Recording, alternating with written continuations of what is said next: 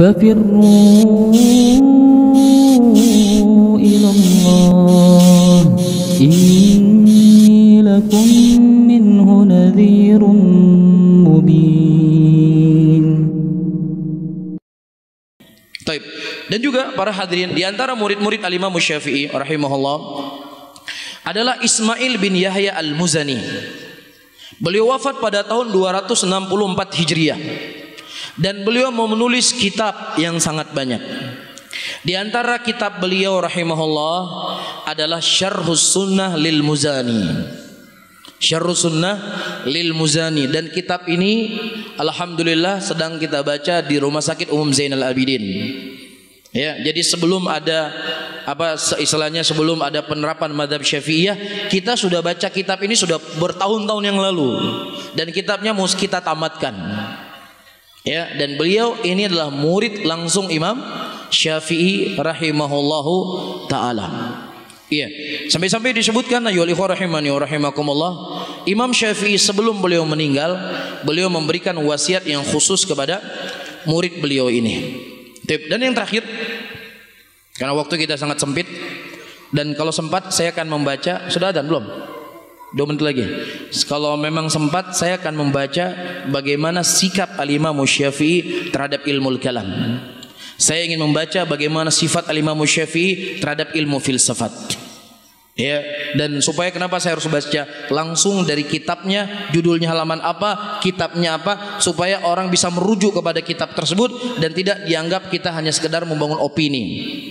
Ya, sementara ada orang-orang yang terkadang mereka menisbatkan diri kepada Syafi'iyah, mereka menyibukkan diri mereka dengan ilmu kalam dan ilmu filsafat. Kan seperti itu. Jadi kita ingin betul-betul kalau menjadi Syafi'i, Syafi'i yang tulen, Syafi'i yang 24 karat. Itu yang kita pingin.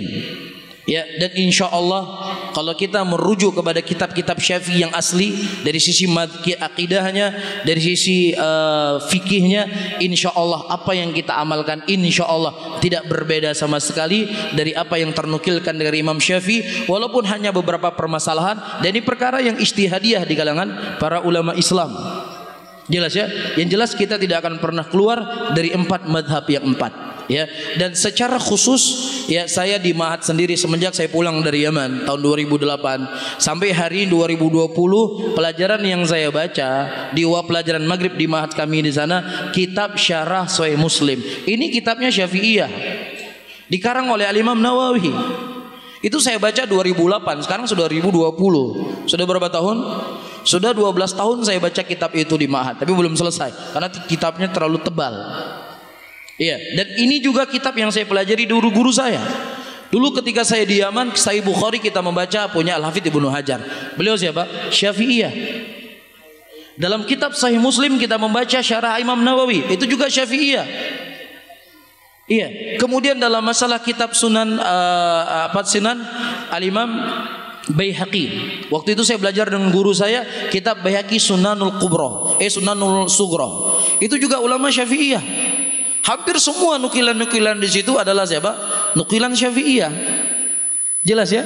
Jadi sekarang kita ingin ya membuktikan siapa yang paling Syafi'i.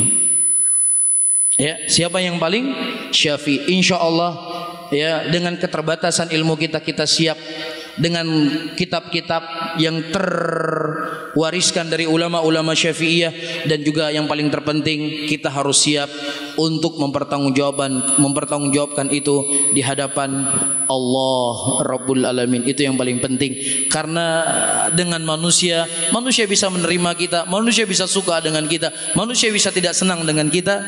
Maka yang paling terpenting apa? Kita cuma sekedar menyampaikan apa yang kita ketahui dari kitab-kitab ulama Syafi'iyah, ya, dari perkara-perkara yang terwariskan dari mereka rahimahullahu taala.